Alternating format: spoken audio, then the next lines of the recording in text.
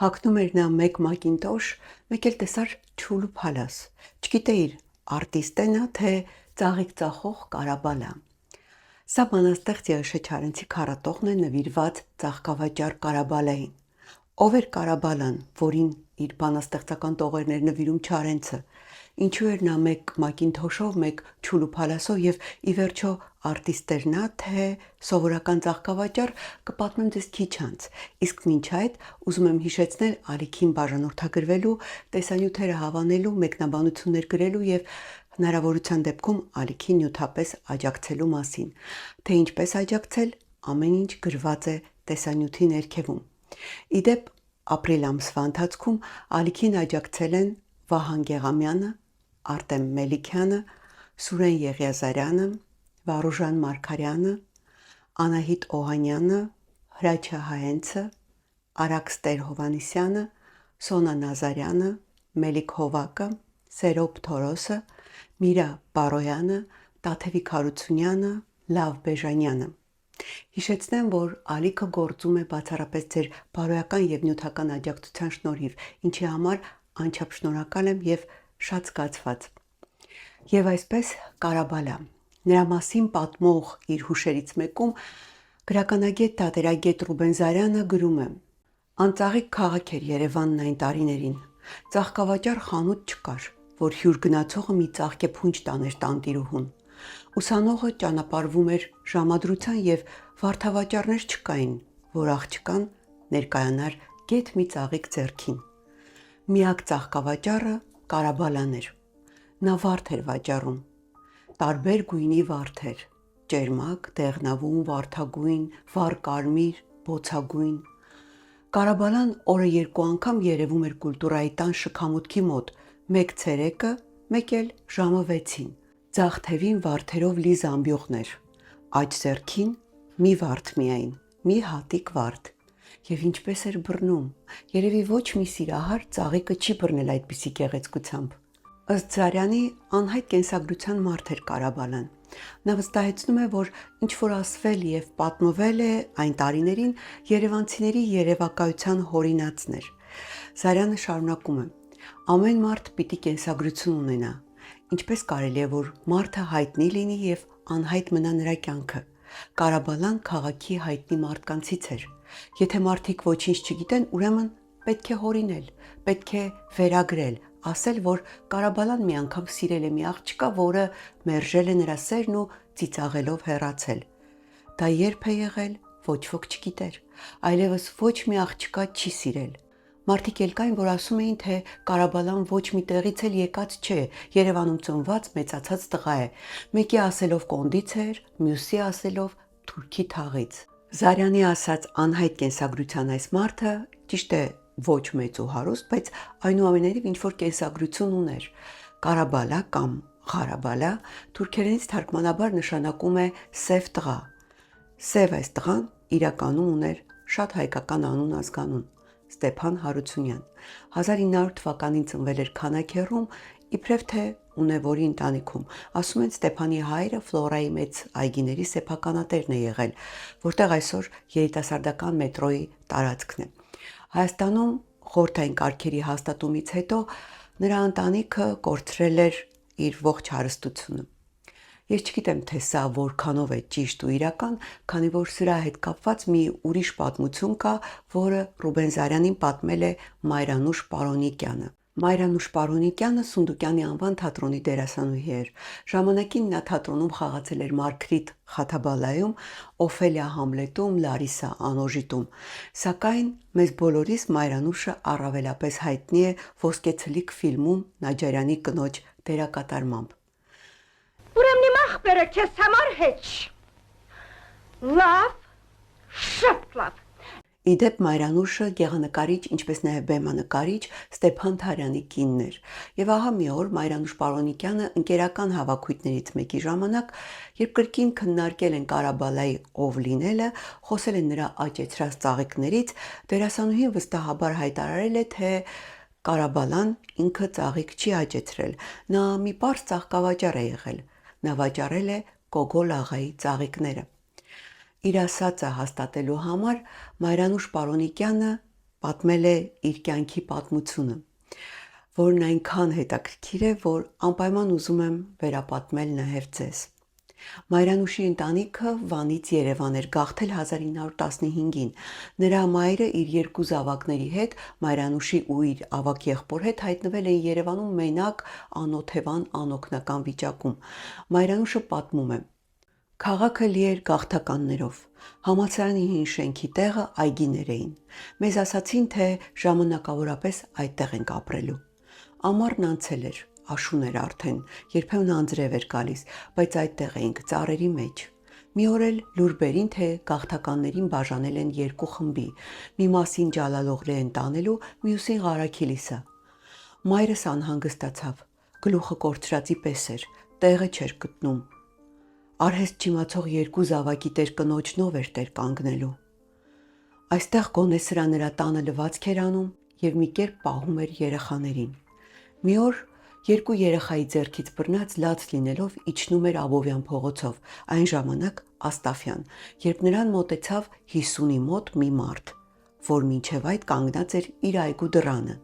Հետաքրքրվեց, թե ինչու է մայրս այդչափ հուզված, արդյոք դժբախտություն է պատահել։ Մայրս երկու խոսքով բացատրեց նրան մեր անմխիթար վիճակը։ Այդ բարի մարդը Գոգոլ աղան էր։ Գոգոլ աղան գաղթականների այս ընտանիքին հրավիրում է տուն ու աշխատանք առաջարկում։ Մայրանուշի մայրը տան գործերով պիտի զբաղվեր, լվացք աներ, եղբայրը պիտի աշխատեր ջերմոցում, իսկ 6 տարեկան Մայրանուշը պետք է հսկեր տարածքը ու գող տեսնելիս գոռար. «Գողերը, գողերը»։ Մայրանուշի ընտանիքը ուրախ զվարթ համաձայնում է, որովհետև ավելի լավ առաջարկի մասին նրանք նույնիսկ չէին էլ կարող երազել։ Մայրանուշը շարունակում է պատմել. Նույն օրն եւ այդ կարգով մեզ ուղարկեց Եղիազարովների բաղնիքը։ Դա գետնափոր բաղնիք էր եւ տեղն էլ մոտավորապես այսօրվա հրապարակի ջրավազանի տեղն էր։ Մեզ հետ էր նաեւ մեր աղայի քույրը, որին բոլորս Բարիշնիա էինք կանչում։ Գոգոլը մորս պատվիրեց. Բարիշնիային կլողացնես, հետո երեխանցը, վերջում էլ ինքդ մի լավ կլողանաս ու կգաք, քո եւ երեխանց հագի շորերը կթողնես բաղնիքում, կհագնեք ձեր նոր շորերը։ Բաղնիքում ես էի ջուր լցնում Բարիշնիայի վրա, նա էլ թե ածա, չէի հասկանում խոսքերի իմաստը, վերջում էլ բոլա,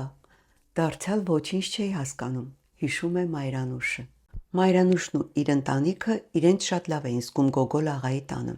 Գլխներին ծածկ կար, կուշտ էին, տանտերերի հին շորերն էին հագնում ու այդքանի հետ էլ նույնիսկ մի քիչ փող էին ստանում։ Մայրանուշ Պարոնիկյանը ջերմորեն է հիշում Գոգոլ աղային։ Նա պատմում է.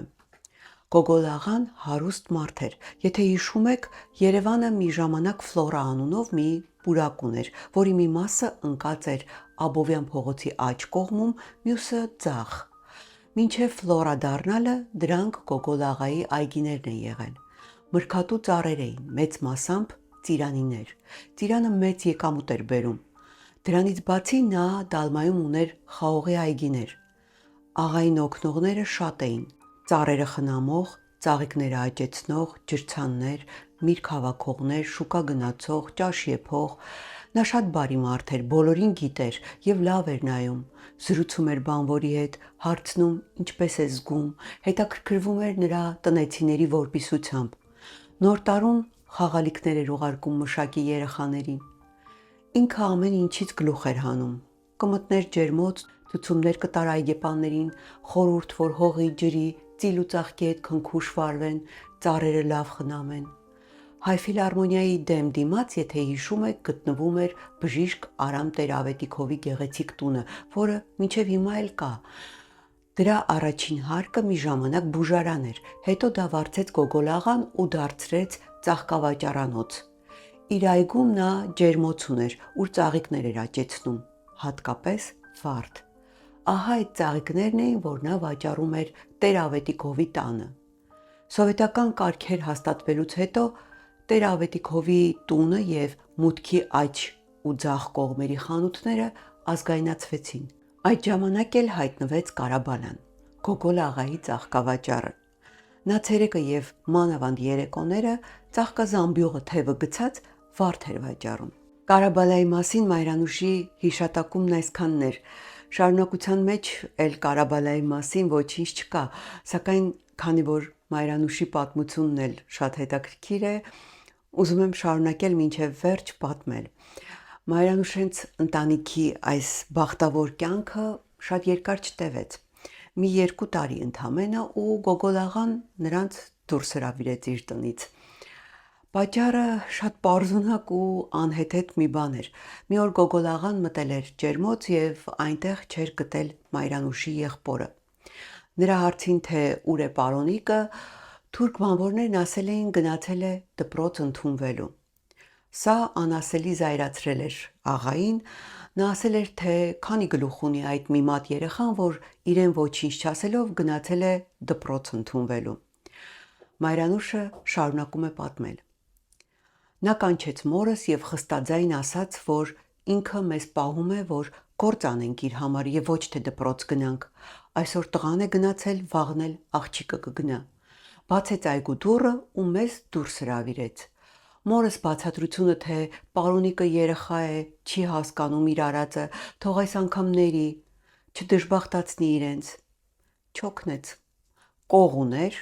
մի բան որ բերանից թռցներ, հետ կանգնողը չէր, պետք էր տեղն ու տեղը կատարվեր։ Դրանից հետո եղբայրս տեղավորվեց ամերիկյան որբանոցում,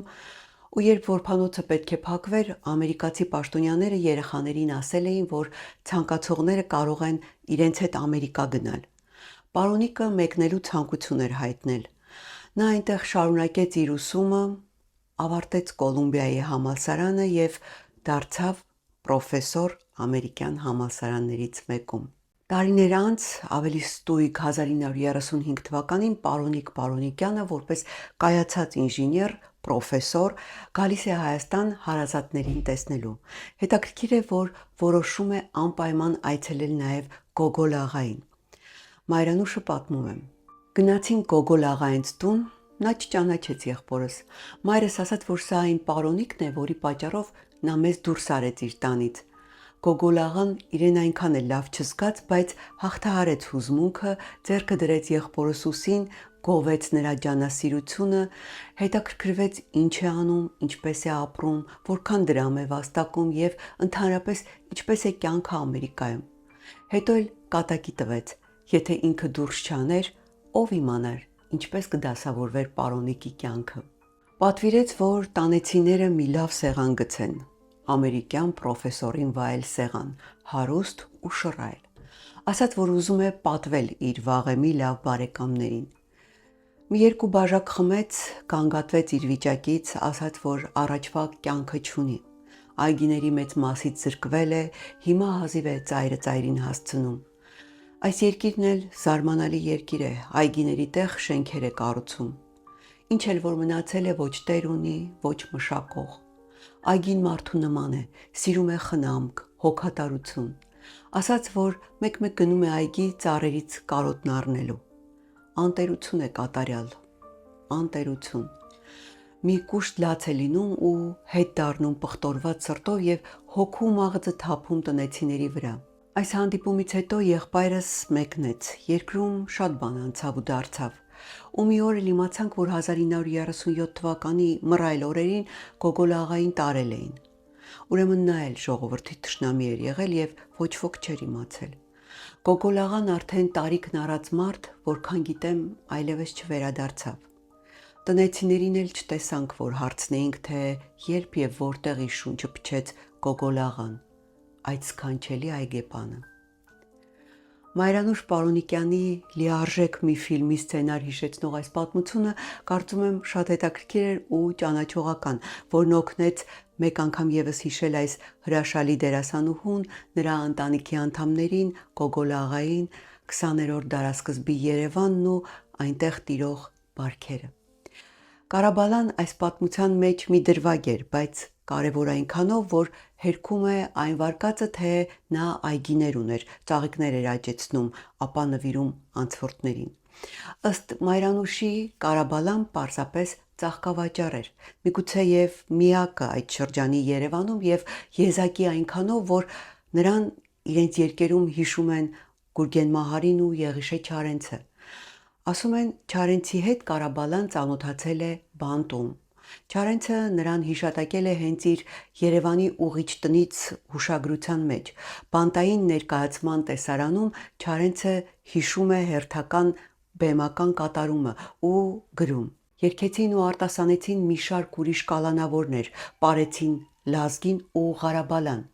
Երևանի հռչակավոր ծաղիկ ծախողը, որ ուղիչ տուն էր ընկել մեկին դանակով վիրավորելու համար։ Թե ում էր դանակահարել Կարաբալան, դրա պատմությունն էլ կա։ Ասում են Կարաբալան սիրահարված էր Արուս Ոսկանյանին։ Նա իհարկե միակը չէր, որ սիրահարված էր այս հրաշալի դերասանուհուն։ Իդեպ նրա մասին մանրամասներ կարող եք իմանալ իմ այս տեսանյութում։ Եթե դեռ չեք դիտել, ապա առաջարկում եմ անպայման նայել։ Ասում են ամեն առավոտ, երբ Արուսը թատրոն էր գնում, Աստաֆյան, այժմ Աբովյան փողոցում,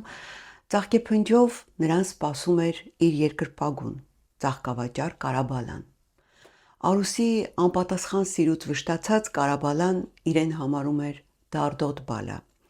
Եվ ահա հերթական անգամ, երբ նա հուսահատ սպասում էր իր Արուսին, հանկարծ տեսնում է, թե ինչպես մի թուրք տղա հետապնդում է իր սիրելի դերասանուհուն։ Խանդից գլուխը կորցրած Կարաբալան հարձակվում է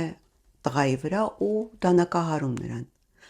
Այդպես 1926-ին նա հայտնվում է Երևանի ուղիչ տանը, որտեղ հանդիպում ու ծանոթանում է Չարենցի հետ, ով կարելի ասել իր բաղտակիցն էր, քանի որ Չարենցն էլ անպատասխան սիրուց դրդված զենքի օգնությանն էր դիմել եւ այդ պատճառով իր պատիժն էր կրում Երևանի ուղիչ տանը։ Ասում են ոչ միայն բանտում, այլ նաև բանտից հետո էլ շարունակվել էր Չարենցի ու Կարաբալայի բարեկամությունը։ Ավելին, նույնիսկ պատմում են, որ Չարենցի մահից հետո Չարենցի կնոջ Արփենիկի եւ դերասանուհի Արուս Ոսկանյանի գերեզմանին միշտ թարմ կարմիր վարդեր կային դրված եւ բարդ չէր գուշակել, թե ով է դրա հեղինակը։ Քաղաքում միայն մի հոգի ուներ նման վարդեր, դա Կարաբալան էր։ Հետագայում Կարաբալան հասցրեց ամուսնանալ, ապա ամուսնալուծվել, մի որդի ուներ, որին գրեթե չէր տեսնում։ Կարաբալայի մահվան մասին էլ տեղեկությունները շատ մոտավոր են, միտեղ նշված է 1965 թվականը, մի ուրիշ տեղում 1970-ը, ասում են հենց փողոցում էր մահացել, ձմռան մի օր մնացել էր սառած մայթին ընկած։ Ոչ ոք գերեզմանի տեղն էլ չգիտի, բայց հետաքրքիրն այն է, որ գրեթե անհայտ կիսատ պռատ կենսագրությամբ, անգերեզման, անտուն, անհասցե այս մարդն իր ռոմանտիկ դրսևորումներով, իր արտիստիկ պահվածքով ու վարքով կարողացել էր երևանյան քաղաքային միջավայրում երևույթ դառնալ, մթնոլորտ ստեղծել, պատմության մեջ մնալ։ Պատմության մեջ մնալ այնպես, որ տարիներ անց իր արձանը կերտեն ու տեղադրեն քաղաքի ամենակենտրոնական փողոցում։ Պատմության մեջ մնալ այնպես, որ Չարենցից բացի հետագայում իրեն բանաստեղծության հերոս դարձնի նաև Համո Սահյանը։ Ծաղիկ ծախող Կարաբալան հայտնի մարդ է Երևանում։ Ամենքի հետ քեֆ է անում ծաղիկ ծախող Կարաբալան։ Գլխարկներ է փոխում հաճախ եւ մշտական կեպուց բացի մի օր դնում է նոր փափախ, մի օր բերետ մի կանացի։ Մակինտոշ է հագնում մի օր հին ջուլ ու փալան։ Միշտ ուրախ է ու բախտավոր, ծաղիկ ծախող Կարաբալան։ Մեկ էլ տեսար գոտին հանեց, մեջքին կապեց մի հին պարան։ Կարծեմ մի քիչ դերասան է ծաղիկ ծախող Կարաբալան։ Բարեկամներ ունի նա մոտ եւ ընկերներ ամեն տիպի, ծանոթ լինի թե անծանոթ, բարևում է ում հանդիպի։ Ով չգիտի, ասեք նրան, ով չի նրա ծաղիկն առնում։ Ծաղիկ ծախող Կարաբալան հայտնի մարդ է Երևանում։ Կարաբալայից հետո տարիներ անց Երևանում հազարավոր ծաղկի խանութներ բացվեցին, հազարավոր ծաղկավաճառներ եղան ու կան, որոնք ամենագեղեցիկ, ամենամեծ, ամենաշքեղ փնջերն էին հյուսում ու վաճառում։ Սակայն այդ հազարավորների մեջ միայն մեկի անունն է հիշվում։ Իսկ թե ինչու, բացահայտում է Ռուբեն Զարյանը։ Նա գրում է. երևի ինչ-որ մի բան կար Կարաբալայի մեջ, որ չկա այսօրվա ծաղկավաճառների մեջ։ Կարաբալայի արածն էլ ծաղկի վաճառք էր, բայց երևի վաճառք էլ կա, վաճառք էլ։ Նրա վարդակողովը ասես սեր էր բերում, բարություն, գեղեցկություն։ Դա ասես հոգու պարտք էր, որ անում էր մի սրբազան արարողություն։